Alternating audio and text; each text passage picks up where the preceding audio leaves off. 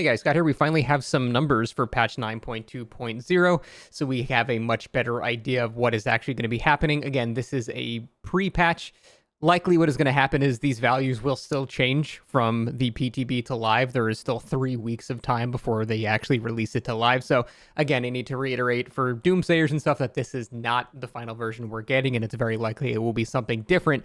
But this does kind of give us a better idea of what we would be getting in the event that they change nothing, which again, I do think would be a bad thing. But let's go over all of the actual changes that we're getting. We're going to go over the new perks as well. I'm not going to cover the killer because, as always, I need to play the killer for a little while in the PTB before I actually give, first impressions that have some fact and basis behind it. So let's go over the stuff that we can actually talk about right now. So we're going to skip the whole section of the killer and go on to the perks itself.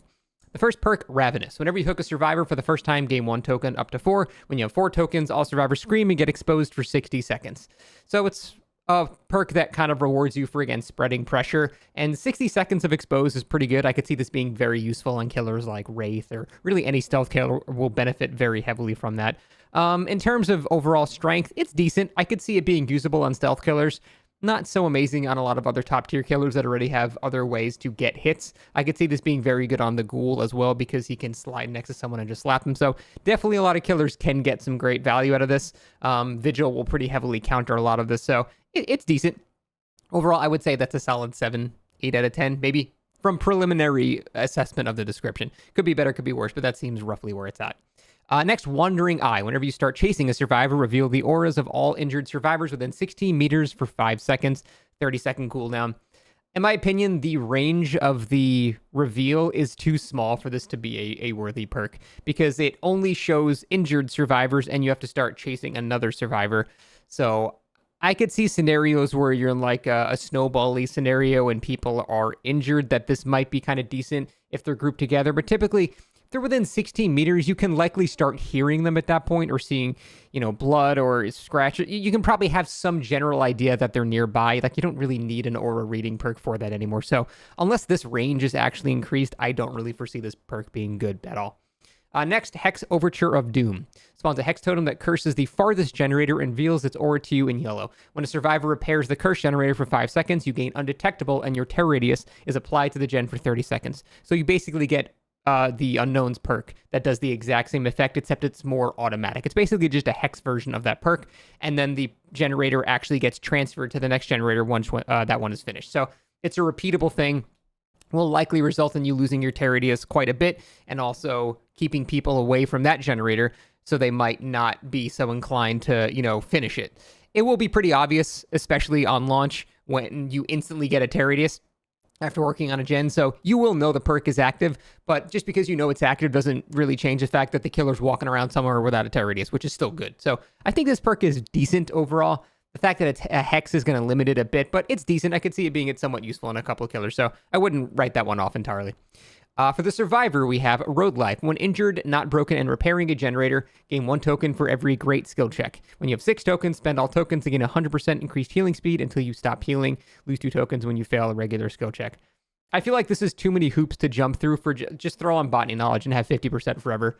This is like you need to do this and do this and do this, and then you get 100%, which, yeah, that is a lot. Don't get me wrong.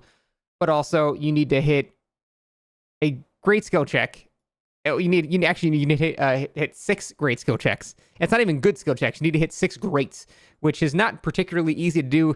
Honestly, if you don't have a toolbox, I don't even know if you'll get 6 great skill checks on a generator. So I feel like this perk it just takes too much to build up. And again, the value of it is insane. It's double a Botany Knowledge, but I would just rather have Botany Knowledge and not have to jump through 50 hoops to get it. So I'm, of course, going to try this on meme builds, and I'm probably going to have fun with it. But in terms of actually strong and meta, it's got too many hoops to jump through to be good, in my opinion. 1, 2, 3, 4. This is basically a new Bardic Inspiration.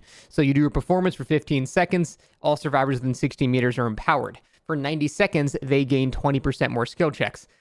So this is one of those perks that with the proper setup could be good. In most of your games, it's not going to matter. But if you happen to have a team that has like hyper-focus, stake-out, commodious toolboxes, and you got one person doing this, and now you've given them even more skill checks, you could potentially be looking at multiple people doing 30-second generators, which could be insane. This is one of those things that at its absolute highest amount of value is bustedly overpowered.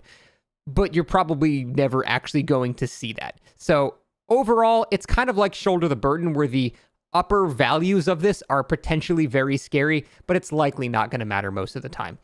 That being said, I would be scared of quad toolbox squads running a combination of this, because they are going to delete generators. So potentially very strong. Increasing skill checks by 20% is potentially very, very strong. In reality, though, it's probably not going to be an issue, but I'll put a pin on that one because it could be a problem. Ghost notes. While you have exhausted, your scratch marks disappear 50% faster, and you recover 10% faster from exhausted. The 10% faster from exhausted is whatever. It's just a couple of seconds off. Vigil's really the perk you want if you want to have a quicker recovery from that. But the 50% quicker reduction of scratch marks combined with something like lightweight could actually make for some unintentional losing the killer when you don't even know it's actually even happening. So I think that actually be pretty good in terms of stealth gameplay. Yeah, so you have intermittent scratch marks from lightweight, and then those scratch marks disappear faster with this. So yeah, I could definitely see a scenario where you're losing the killer even if you're not trying to lose the killer. So that could potentially be pretty decent for a stealth type of perk. Next, we actually have the numbers on all of the unhooked and tunneling and all that stuff. So when survivors are unhooked, they gain 10% haste and endurance and elusive, no collision. They see the killer's aura. They have immunity to killer instinct, and they're immune to AFK crows. Now, the crazy part here is this lasts for 30 seconds, which is a long fucking time. I don't think I like that at all. Again, I understand they want to really heavily incentivize anti-tunnel, but think about an endgame unhook. Now, whenever you unhook someone at the endgame, they are gone. They have 30 seconds of 10% haste to just leave. So what I'm willing to bet here is they're going to add a caveat that says these effects are disabled when all gens are completed, and they're not going to have this line. Like, the haste and endurance effects are still going to be their default current version of like 10 seconds or something like that. Because the current version, I think, is a fine balance. It makes the killer not... you can't hook a survivor right near a gate, because then they will be able to leave. So the killer has to make strategic positioning. But if they do, a survivor won't be able to make it to the gate in that 10 seconds, and they'll still get their kill. So it's kind of like a pretty decent balance right now, in my opinion. Increasing that shit to 30 seconds and having it last at endgame basically means if a killer hooks someone at endgame, it doesn't matter anymore. Unless it's a Bubba just face camping, the person's going to get unhooked and just leave. So that is just simply way too long. This cannot happen at the end game. It just cannot. I don't even really mind this lasting 30 seconds during the match, but it happening in endgame is just stupid. That needs to not at all happen in endgame. So, like I said, I'm mostly fine with this stuff. Again, as someone that really tries to not tunnel, I don't think this will affect me in any real way, but this shit will affect me, because if I'm in an endgame scenario and I got to kill someone that got unhooked, I just can't anymore, which is ridiculous. So this needs to stop in endgame completely. For the hook status update, pretty much what we saw already, so nothing really new here. The main thing is we got the number now. Hens told me this earlier and said it was 10 seconds, so I did know this, but I think 10 seconds is too much of a delay to know when the unhooked happens. This should be, in my opinion, literally 3 to 4 seconds. I think that'll give you, enough time to run, 15 meters away in the opposite direction to split up. It'll give you a very good head start that you did not normally have, so it's still a buff to the survivor. But 10 seconds is just too much. That is vital information the killer needs to know where people are in terms of macro gameplay, and this will punish people even that do not tunnel. So I'm going to double down on what I said before, that I don't like this. This, if they want to keep this feature, needs to only be a few seconds. Give them a slight chance to get away, but not let the killer be in the dark for an extremely long amount of time. It's to the point where now if the guy's got resurgence, they can just be unhooked and healed before you can even see what's happening. And I think that's stupid. That allows lazy survivor play. You really shouldn't be healing under hook anyway. Like, that's just basics of survivor. You're being rewarded for doing the wrong thing now, which I think is stupid. So if they want to keep this feature, this needs to not last as long. It just... blanket statement. Unique hook bonuses. Now we've got some numbers for this finally. So when the killer gets a unique hook, which is a hook meaning that the person that you're hooking is not the last person that you hooked, you gain these benefits, and now we actually have the values. So you get a 20% bonus to the next gen kick, which is pretty fucking huge. That's basically you're getting a Pop Goes the Weasel every time you hook somebody without having to run the perk, which is pretty damn good. So we thought this might be like a simple 5 or maybe 10%. 20% is a pretty nice incentive to individually hook unique players. That's pretty good. I actually like that a lot. So 20% is nothing to scoff at all. That is very, very solid. And by the way, that's in addition to the 5%. So you're doing 25% of a gen after a unique hook. You also get 10% haste for 15 seconds, which is nice. I don't really think this is going to be used for the traversal. I think this is basically going to be used for finding people that are nearby and then having a very easy chase against them for a short amount of time. But for the most part, I think this is meant to get you to the other people that you see with the auras, because now barbecue and chili is just essentially base kit. So outside of 40 meters, you see everybody's aura as long as they have equal or less health states. I love this. I think this is great. This gives you wonderful macro information. I am curious, though, if this is going to be counterable by lockers. Now, not every time that you're on a generator is there a locker nearby, so it's not like you can just dodge this every time. And even if you do dodge this, it means you have to stop repairing the generator, walk to the locker, sit in the locker because you have to slow enter the locker, wait for the hook, then leave the locker slowly, because if you make a notification, you've just removed the entire point of preventing the killer from knowing where you are. So you got to do this all stealthily. And that's going to eat up, probably 10 seconds of your time, which means everybody is eating 10 seconds of slowdown, basically. So even if they do try to dodge the aura reading, it still does benefit the killer in an abstract way. So it's still nice for killer, like a lot. Like the 20% here and then the aura reading is very, very nice rewards. Now, I do think the survivor benefits are still too strong, but we're starting to approach a pretty cool balance of, is going for unique hooks worth it? And that's really what I want them to work on. And if they nail that, then this patch will be amazing. It's so close to being good, but a lot of these things are a little concerning. We have the reduced values as well for the apparent S tier killers. Interestingly, the Krasu is among these killers, which I find, I've not played the killer yet, so it's telling that they think that this killer is that strong. I guess we'll see today when I start playing on the PTB, but that's kind of crazy. But anyway, they get basically half the bonus, so that's nice. I'm glad that the stronger killers get half the bonus. There's no reason they need to get the same bonus that the weaker killers do. It doesn't make any sense. Next, for tunneling penalties. When a survivor dies to a hook action or Mori before the 6 total hook states, the remaining survivors gain a 25% repair speed bonus. So they specifically changed this wording to hook action or Mori, which means if you condemn kill someone, which means if you pig trap someone to death or something like that, these do not trigger that. So they are accounting for these killers, which is very good and something they very clearly needed to do. It's just if you Mori them, I wonder if Devour Hope counts as that, because that is technically a Mori. It probably would count. But for the most part, that is how it actually works now. Now, the 25% repair speed bonus is quite massive, and that's kind of around the exact value I thought it would be, because that is like the exact amount that equals another player. It's still in the killer's favor. Like, if it's still before 6 total hook states and you're able to get that kill early, having a 3v1 even at 3 gens left is still better. Like the 25% repair, it doesn't equal out the loss of a player, but it's starting to get kind of close. So basically, if a killer had somebody out at 3 or 4 gens, usually 99.9% of the time the killer is winning that match. I'm not saying it's impossible for him to lose, but almost every time the killer's winning. Now we're probably looking at, like a 60 to 70%. It's no longer like a really guaranteed thing anymore with that much of a repair speed bonus. I don't think I hate this. I feel like maybe this could be toned down a little bit, or maybe make this like 4 to really punish people that are tunneling. I feel like 6 is a bit too lenient here. I think this should be something like 4. So even if you have a killer trying to like juggle 2 people, they still focus 1 guy and it still punishes him. So I think they can keep this as long as they make this more lenient. I think we should change that number to like 3 or 4. That way killers that are relentlessly tunneling are actually punished, but everyone else isn't affected by it. I think that's the best way to actually do it. And again, so close to being a good idea, but current values, not so much. It's going to punish killers that are just not tunneling too. So that is the issue with that. It's a cool idea, but let's make it really punish the people that we need it to punish and not punish the people that are not actually tunneling.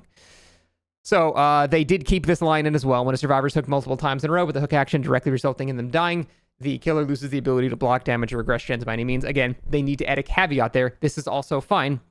They need to add a caveat that this does not work when there's like 1 or 2 gens left, or X amount of total progressions on the gens on the map. Something. There needs to be some caveat here, because as it stands, if this happens when there's like a 3 gen and the killer has 1 generator left, it'll actually be better for the survivor to kill themselves on purpose, and that should never be the correct design choice. You should never, unless you're trying to give someone hatch, basically, try to die on purpose. And basically, in that niche scenario of there being a 3 gen, it actually probably would be better. Every other scenario, it's still better for the killer. But we do need to account for that scenario because people will abuse it. And I think that's stupid. You shouldn't be able to game the system like that. So this needs to not work when there's like 1 or 2 gens left, or when there's X amount of total progression on gens if you want to prevent to 99ing gens and stuff. Again, very easy to put caveats like that in. Not hard at all. very close to being a cool idea, but as it stands right now, not good. For perks, now we actually have changes to a bunch of perks, but we'll go over that, I guess, after the slugging thing. Interesting that they put this here, I guess, because it's related to the tunneling part. Now, for the slugging thing, it's basically all the same stuff. They pretty much just kept it identical to what we saw in the pre-patch. Nothing really changed here, which again I think is a problem. I don't think you should be able to crawl and recover at the same time. I think that's a mistake. I think everything else is pretty much fine. But this is a problem. There's also a new scenario in the abandon option. After recovering or being healed from the dying state twice, the option to abandon becomes available the next time you're downed. Basically, if a killer is repeatedly slugging you, the game is allowing you to abandon, because I think at that point it's assuming the killer is just slugging you for BM or something like that. I don't know that I like this line. I think adding something like this and allowing people to abandon when the killer's not actually doing that will happen. So that I don't like that line either, to be honest. Palette density quality of life update. They have added less dead zones to a couple of maps. McMillan, I don't know that needed to be nerfed for killer. Autohaven, I don't think really needed to be nerfed for killer. I would say Coldwind Farm did need to be nerfed. Because, yeah, there were a lot of dead zones. Farm maps are a shadow of their former self, where they really just have a bunch of nothing on them now. So I don't really mind this being made better for survivors. The fact that they actually buffed Asylum is approaching brain damage. It is one of the worst maps in the game for killer, so I don't know what my brain cannot even process why you would... There needs to be dead zones on that map. It's the biggest map in the game and has probably the strongest main building in Dead by Daylight. It's okay that it has some dead zones. The entire map needs to be nerfed. Like, Jesus, that is insane. Haddonfield, I'm fine with. The map's terrible for Survivor. There's nothing on it. Swamp, I think I'm actually okay with too. Red Forest, Ormond, Decimated Borgo. I'm okay with Borgo as well. Because, yeah, Borgo and Forgotten Ruins are miserable for Survivor. There's, like, nothing on them. Really, the only ones I agree with here are Borgo and Coldwind. Everything else, I think, is some level of okay. So I don't know. This is just weird, especially on a patch that is clearly survivor-sided, that they would add this onto it. Yeah, I don't know. Well, we'll see, because this is very vague dialogue, and they basically might have traded one tank track loop on McMillan for like a TL wall. It could be basically nothing, but we'll have to actually see in game. For the shape, he acts mostly the same as we saw in the preview. We have some actual numbers now, though, and now we have actual add-on designs. But the main things to take into account are his vault speed increases by 15% when he's in Pursuer, and then by an additional 15% in Evil Incarnate, which I believe is very similar to Tier 3 Myers' already existing vault speed. So other than that, everything is mostly the same here. They did show the speed of Slaughtering Strike, which is 6.9 meters, which is very slightly slower than Pig's Ambush, and I nailed that shit. I said it seems very slightly slower than Pig, and people are like, no, it's faster than Pig, and it's like, nah. But it's actually very slightly slower than Pig's Ambush, which I believe is 7.1 meters a second. So very close. It's basically the speed of a lunge. So that is the speed of that. And everything else there is still pretty much the same from what we saw in the description, but it's a 2-second charge that you can... It's kind of like it depends how long you hold it. It scales how long it's actually going to go, which is really nice. And kind of better than Pig's Ambush, because Pig has to charge the full thing no matter what. Myers can kind of choose how much he wants to use it, which is cool. The stock meter now takes 5 points to fill, increases stock movement speed when stalking a survivor to 60%, but your stock rate's decreased by 25% while moving, so your multiplier... Wait, increases the movement speed by stalking a survivor to 60%. Stock rate's decreased by 25% while moving. Oh, okay. So you can move faster while stalking, but you're going to stalk them at a slower rate while doing it. Sorry, that the wording was a little confusing there. So it's still better to stand still if you can. You're going to stalk a lot faster. When stock meter is not full after 20 seconds of not stalking, stock progress decays to 50%. I don't think that's going to matter. Typically, if you're playing Myers, you're going to be able to stalk people within 20 seconds. That's a needless downside, but also not a big deal. Decrease the maximum stalking range to 32, which we saw. Survivors no longer have a limited amount of stock points, which is a huge buff, and stock rate is no longer affected by distance at all. So it's just a flat value each time. Now for his add-ons, movement speed increased by stalking is 20 from 10, which is a pretty sizable buff. Memorial Flower now increases movement speed in Stalker mode, which is Tier 1 Myers, basically to 4.4. That's going to give him 110% movement speed, which is pretty nice, actually, considering you can still leave that mode. So now you're moving at pretty decent movement speed, and you have no tear radius at all, so that's kind of neat. Boyfriend's Memo increases maximum stock range by 8 meters. That's whatever, because they're just adding a band-aid to a problem that they made, so whatever. Blonde hair, scratch marks, and pools of blood last longer while in stalker mode, whatever. Reflective fragment, slaughtering strike only deals a single health state of damage, but hitting a survivor with slaughtering strike adds 20 seconds of the duration. I think that's kind of fun. I'm sure I'll mess around with that a lot. That seems fun to be a Myers and just zooming around everywhere. That's almost like a speed limiter with an upside. It's kind of funny. I kind of like that one.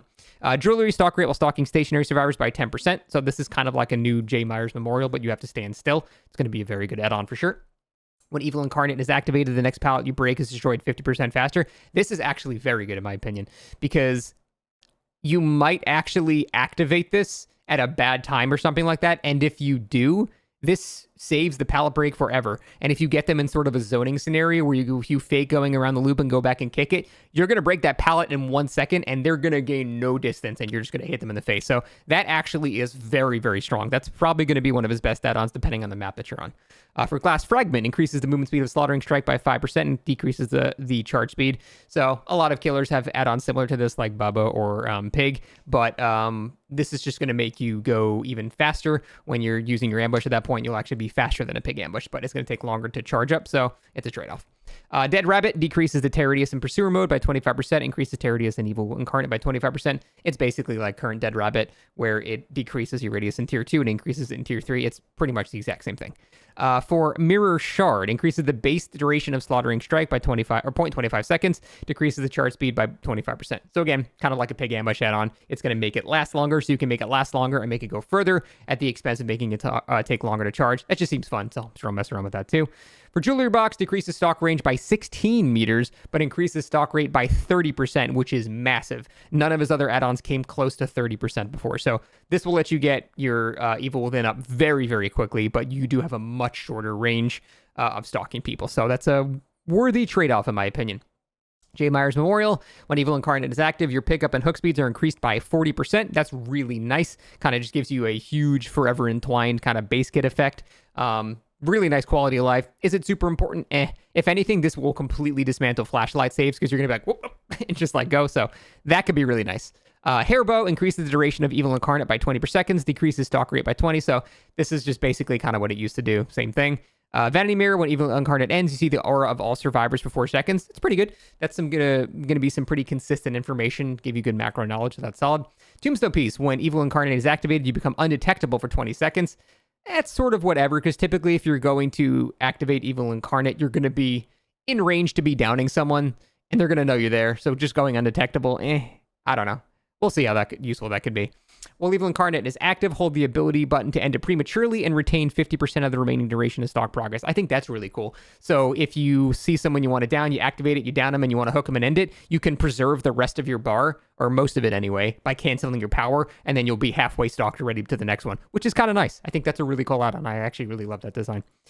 Judas Tombstone, hooking a survivor during Evil Incarnate refreshes its duration, limits the duration of Evil Incarnate to 40 seconds. So you can't use other add-ons to make it last longer, but every time you hook somebody, it'll reset back to default. So if you're constantly zooming around hooking people, you're going to be in a pretty good spot there, in my opinion. Finally, Fragrant Tuft of Hair just makes him old Myers. Just makes him have his regular extended lunge, and you can't use Slaughtering Strike. So I don't know why you'd ever use that. The new Myers just seems basically better in every way, so yeah, I don't really know about that. Next, we're going to go over killer updates. These are just numbers to the unknown change.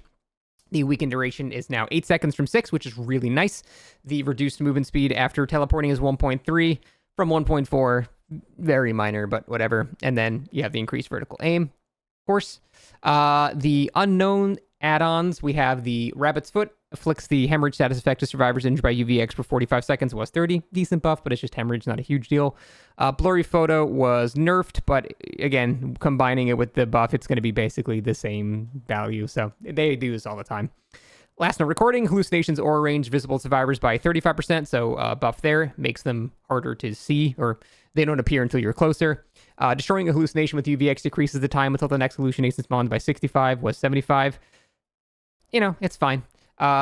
Increases hallucination spawn time 120%, was 80. That is decent, I guess. Spawn time. I don't know if that makes it take longer or shorter. I'm not unknown preview enough to comment on that one. You'll have to tell me in the comments. I'm sorry about that. For Hypnotist Watch, inflicts the exhausted status effect for 15 from 10, and Serum Vial is exhausted 15 from 10. So, I mean, that's fine. 50% buff to the duration. No big deal. Dark Lord. We basically know what they're going to do, but we have the values now. Hellfire cooldown is now 9.5 seconds from 10, so slightly faster. Increased number of pillars to 8 was 7, so slightly further range. However, you move slightly slower while charging it, 3.68 from 3.8. Pretty small difference. Increased movement speed recovery time after activating Hellfire to 2.35 was 2.25. Again, very minor, so very minor changes there. Wolf Form pounce attack charge time is 0.9 from 0.85. Very minor, barely noticeable. Increased scent orb spawn time from 6 seconds to 5. That is pretty noticeable. Those scent orbs are the things that, the little balls that appear while you're chasing in wolf form that give you that temporary haste. So these taking longer to appear will effectively slow down the wolf a little bit, which I think is completely fair. Bat form movement speed friction has been improved for the killer, so you're sliding around less basically, so it's easier to control. And then add-ons that really affected all this stuff have been changed as they typically tend to do. An important one is Traveler's Hat. The shape sip speed is now 5% from 10%. I think Traveler's Hat was really annoying because as bat form, you could basically fly through a window and cancel it and grab someone before they vaulted back. It was stupid. So I think that being changed is great. And then everything else is mostly just like undoing the changes that they just did. So you don't really need to look any further to this. For Clown, we have Afterpiece Antidote taking 1.6 seconds from 1. It used to be 2. And now the hindered lasts for 1.6 seconds for 1. So basically, they're just smashing pre-patch and post-patch and just kind of seeing how that works. It's fine. It'll make him a bit less brainless. I still think he's terrible design, but it'll be a bit less obnoxious in my opinion. So that's fine, I guess. For the Ghoul, they basically removed Kidnap Tech. If you don't know what that is, don't worry about it. It's something they should have removed. For the Oni, when you hook a survivor, you get 5 blood orbs now instead of 2, which is nice. I still think it should have been a bit higher, especially how much they're disincentivizing slugging. So that's still a nice buff, but I feel like it could have gotten a bit more. But Oni's already a very strong killer. It's not like he needs to be that much stronger. Babysitter has been reworked. Now we have Survivor perks. Now you see the Survivor's aura and the Killer's aura for 12 seconds after you unhook a Survivor. I mean, that's fine. I guess you can tell if a killer's kind of coming back before you hear him, which is nice. It will give you information to decide to heal here or go somewhere else. But the problem is you have this window of safety now for 10 seconds to where it feels like he's not going to know you're there anyway. So it's like, it doesn't really matter anymore. Borrowed Time just increases the effect it has to all of the new protections. And it does basically the same thing as old Borrowed Time.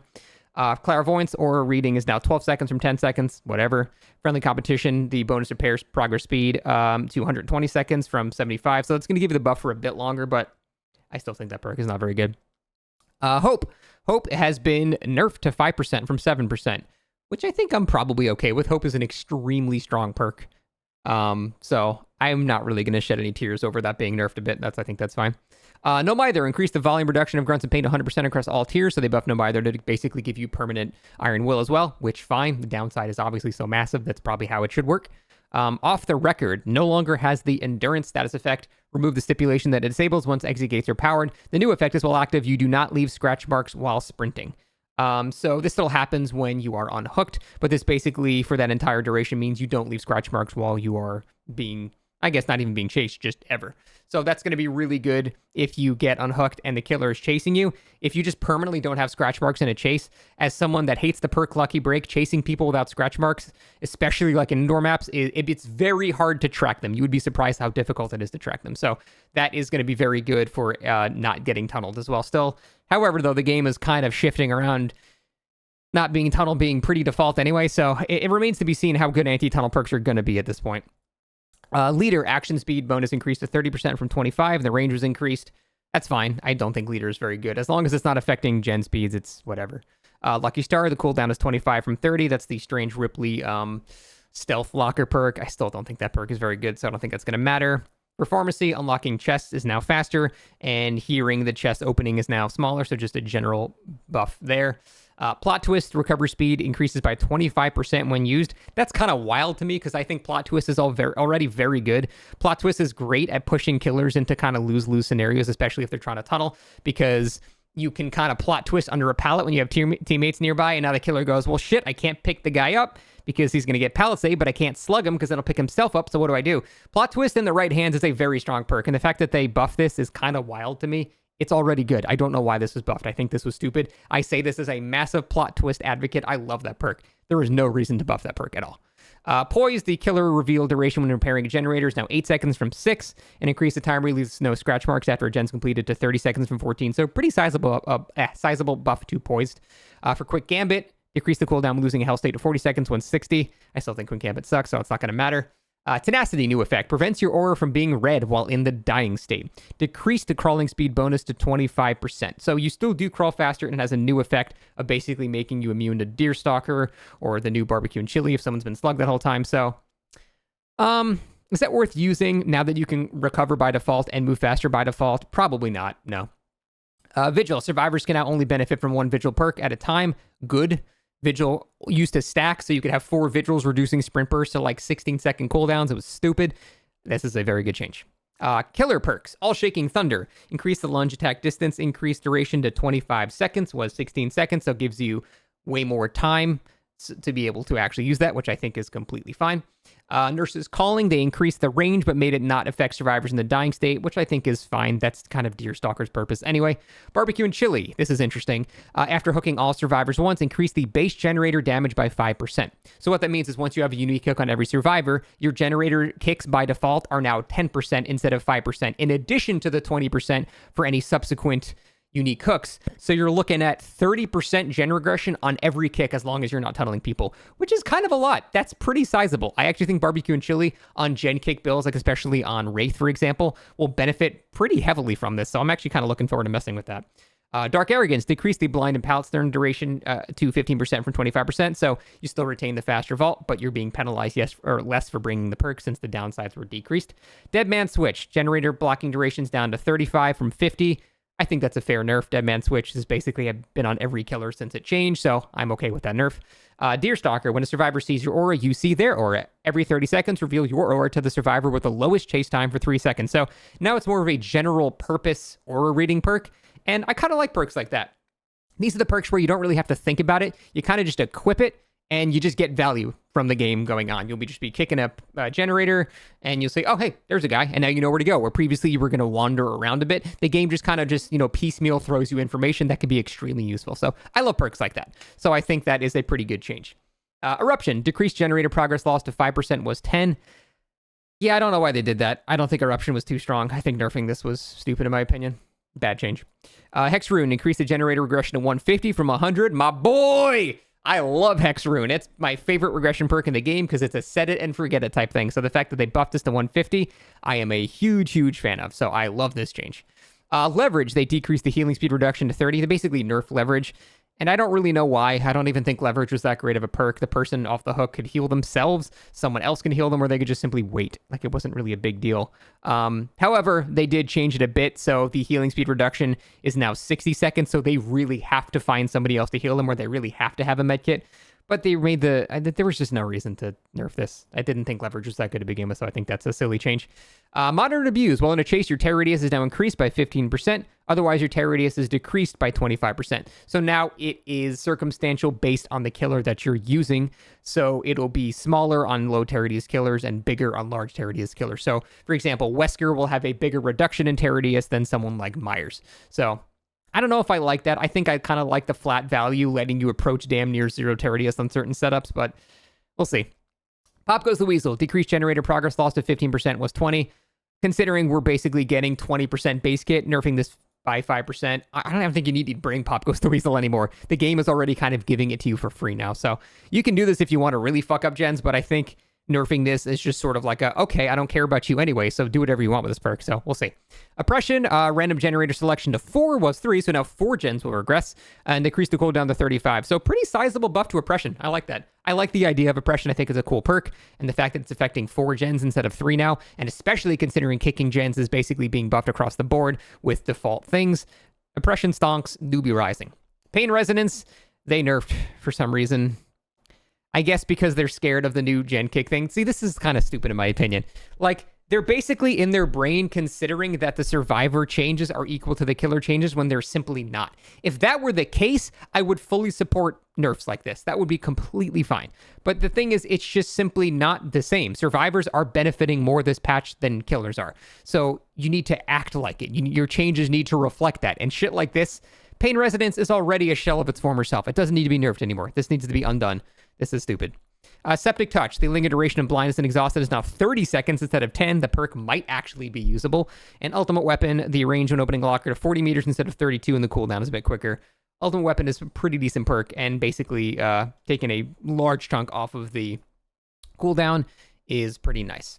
Then we got a bunch of bug fixes, which are probably not actually fixed, so I'm not even going to bother reading these. But holy shit, yeah. A lot of stuff to change here. I've already been yapping for 35 minutes straight about this. What a very, very long patch. Now I'm going to go play the PTB and test a new killer who looks cool as shit and is apparently good from what the devs have said. So we'll see. That is it. Thanks for watching, and we'll see you next time.